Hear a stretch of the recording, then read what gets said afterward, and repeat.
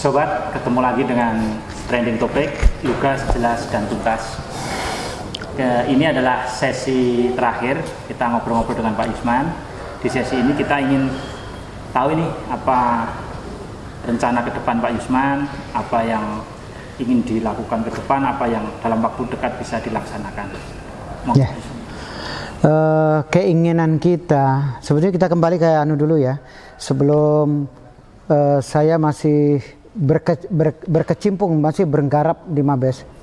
Udah begitu selesai, tambah lagi, begitu selesai, tambah lagi di Bintan, itu juga gubernur yang meresmikan. Dan terakhir, ketika saya menggarap Mr. Muhammad Yamin untuk makam di Sawah Lunto, tiba-tiba saya dibel, Pak Yusman, coba ke Dedikbud, Pak Yusman nanti mungkin akan kita kirim ke Meksiko. Siap, saya bilang gitu. Tentang apa Pak? Tentang Soekarno. Nah inilah. Jadi saya sebetulnya rapatnya dari awal tidak ikut, tapi tiba-tiba saya yang dikirim ke Meksiko. Ini ada pertanyaan banyak sama seniman. Kenapa kok Yusman yang dikirim, yang rapat saya? Oh, saya tidak tahu. Yang kuasa yang ngatur, saya bilang gitu. Nah, tiba-tiba saya dipanggil, Pak Yusman siap ke Meksiko? Saya siap, saya bilang. Tentang apa? Tentang menentukan tingginya Pak Karno, menentukan besarnya dan tamannya gimana jarak pandang.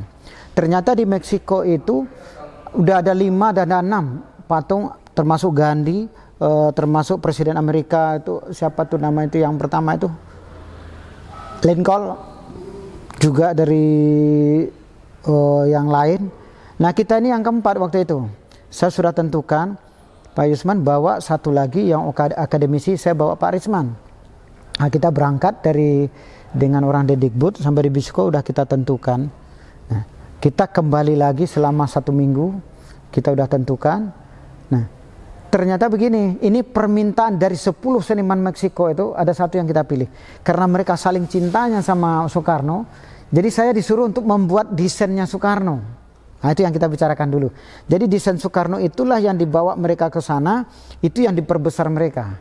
2 tahun baru selesai. Saya tidak tahu mungkin prosesnya bagaimana mereka, karena mereka sumber alamnya luar biasa. Dan saya dapat cerita dari kedutaan sana juga, termasuk dari Krakatau, ternyata Soekarno yang membawa ke Krakatau dari Meksiko. Dan sekolah Soekarno juga ada di situ. Nah, saya dengar lagi nih cerita dari masyarakat sana. Orang keraton kita aja ada yang dari Meksiko udah sampai 86 tahun baru pulang ke Jogja, dan beliau sudah meninggal. Ternyata mbah-mbahnya teman saya juga dari keraton.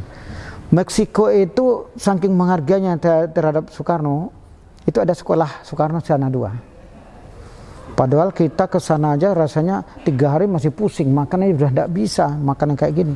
Itu yang luar biasa menurut saya.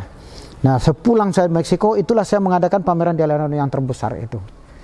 Nah, itu habis itu kita ini apalagi nih yang akan kita laksanakan sesudah ini. Saya bilang, Presiden sudah saya garap, ini sudah saya garap. Nah, tiba-tiba ini kan, ini bagaimanapun kita di atas dunia ini, di Indonesia ini, politik itu pasti mencampuri semuanya. Ketika politik kita, penggantian presiden kita, akhirnya pas tahun 2014, itu saya pulang ke Jogja. Ketika Pak Jokowi jadi presiden, kita terhenti sementara. Mungkin sejarah agak terlupakan sedikit. Nah, tapi ternyata apa yang kita anukan, apa yang kita prediksikan seperti ini, itu berbeda. Semua ada hikmahnya. Nah, disinilah saya mengenal lagi teman-teman di Jogja. Saya berjalan lagi. Nah, ini saya udah berjalan 22 tahun, saya bilang. Karya saya semua ada. Saya pingin, impian saya ke depan tuh pingin semua karya saya yang dari Sabang sampai ke Merauke itu akan saya buatkan dalam satu museum. Itu harapan saya. Duplikatnya gitu. Duplikatnya. Karena begini, tidak mungkin orang Jogja ini datang ke Merauke sana, bahkan ke Morotai, datang ke Aceh sana. Dan ada salah satu istri-istrinya para guru besar, ketika saya menggarap 6 presiden, saya masih punya fotonya. Beliau datang ke sini 9 orang kalau tidak salah. Pak Yusman, kami pingin berfoto dengan presiden-presiden ini. Kami udah tua-tua, tidak mungkin kami ke istana. Itu ke istana lah, ke Bogor. Apalagi yang lain. Nah, dari situ saya punya inspirasi lagi. Kalau begitu, bikin museum itu harus. Saya bilang gini, Itulah yang saya impikan. Kalau bisa nanti saya pingin di Jogja. Ya. Tapi kalau enggak juga bisa, ya sudah di kampung saya. Gimana lagi ya? Ya. Saya kan juga punya tanah di pinggir laut di situ. Setidaknya saya akan berbakti di situ.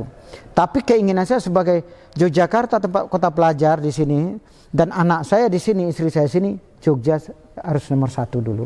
Kalau bisa itu nanti saya sudah berbicara dengan orang-orang sejarah di Pusjarah, Kolonel Varyani sama Brigjen pun, Jenderal pun saya bicarakan. Selama ini boleh dilihat siapa seniman yang terbesar di Indonesia yang pernah mengumpulkan sebanyak ini. Nah, mereka mungkin bekerja, mungkin sudah selesai. Ya, mungkin prinsip ekonomi saya tidak tahu. Tapi saya, kalau ini sejarah, ini harus saya gandakan. Karena tidak mungkin pada masanya lagi orang-orang sejarah itu masih hidup. Contoh, seperti Pak Dirman umur 3 tahun. Terus desanya Pak Dirman cuman yang ada sapi, ada rumah 3, di belakangnya sungai, terus sawah. Cari sekarang Banyumas tidak akan ada. Adanya di tempat saya, di relief. Itulah yang akan saya abadikan nanti. Bagaimana kisahnya, terus bagaimana keteladanan Pak Dirman, bagaimana dia SMA jadi pandu, bagaimana dia juga mendirikan koperasi, terus berjuang tanpa pamrih, itu baru Pak Dirman. Belum Bung Hatta yang keluar masuk penjara, jadi wakil presiden aja masuk penjara. Ini juga akan saya kaji. Dan bagaimana lagi dengan Mr. Muhammad Yamin ini yang menciptakan Pancasila, yang pemenangnya Sultan Hamid II. Mereka antar profesor, tapi yang menang itu dari bagaimana prosesnya biar anak bangsa ini bisa menghargai. Itu tujuan saya. Tujuan saya bukan hanya untuk pribadi saya. Kalau saya tidak memikirkan regenerasi, untuk apa saya memproduksi seperti ini? Nah, jadi kalau bisa nanti, mudah-mudahan pemerintah Jogja mendengar, mudah-mudahan ada yang berpartisipasi, mudah-mudahan ada pengusaha yang mendengar. Kita bangun Jogja ini, Jogja untuk Indonesia dan dunia. Singapura aja kecil bisa menguasai dunia, kenapa Jogja yang sebesar ini, Indonesia besar tidak bisa? Itu tujuan saya. Mudah-mudahan keinginan Pak Yusman bisa disambut oleh pemangku kepentingan atau pihak-pihak lain yang dalam tanda kutip bisa ikut sumbangsih gitu Pak. Karena butuh modal yang sangat besar untuk membuat museum, karena karyanya mungkin ratusan Pak ya. Kalau relief saya itu kalau dibentang 5 kilo ada tuh. 5 kilo, luar biasa. Dan sudah banyak yang saya hancurkan, terus-terusan aja, karena tidak muat. Patung yang 10 meter udah tak hancurkan, relief saya udah tak hancurkan sebagian. Dan ini rumah ini juga sudah didatangin Gusti Mangkubumi. Di sini tempat duduknya, saya lihatkan. Itulah tujuan saya kemarin, kenapa saya pameran di perpustakaan. Jadi saya tidak mau ujuk-ujuk minta dana terus buat apa namanya, sudah habis minta dana baru buat acara. Saya enggak seperti itu. Kemarin kita membuat pameran terbesar, menghadirkan 12 maestro, dana pribadi. Kita tidak pakai APBN, kita tidak pakai dana IS, itu saya sampaikan di depan gubernur. Dana saya hampir 300 juta sampai sekarang juga belum kembali. Enggak apa-apa. Yang penting para pemangku kepemimpinan, para pemangku jabatan, ini loh karya Yusman. Dan saya merangkul ratusan seniman untuk mendukung. Bukan mendukung saya, mereka juga ingin berpameran bersama maestro itu. Gitu. Jadi kalau kita di kotak-kotakkan di Jogja, kalau kita dipisah-pisahkan, yang punya Jogja bukan orang terkenal semua. Orang buta huruf juga punya Jogja. Jogja ini lahirnya bukan orang pintar semua. Kita butuh orang-orang. Jadi dari semua lapisan masyarakat semuanya berjuang untuk Jogja. Itu yang saya pengen. Terima kasih Pak Yusman. Ya. Sobat Trending Topic, itu tadi keinginan Pak Yusman untuk membuat museum karya-karyanya yang tersebar di seluruh Nusantara. Demikian saya kira obrolan kita dengan Pak Yusman.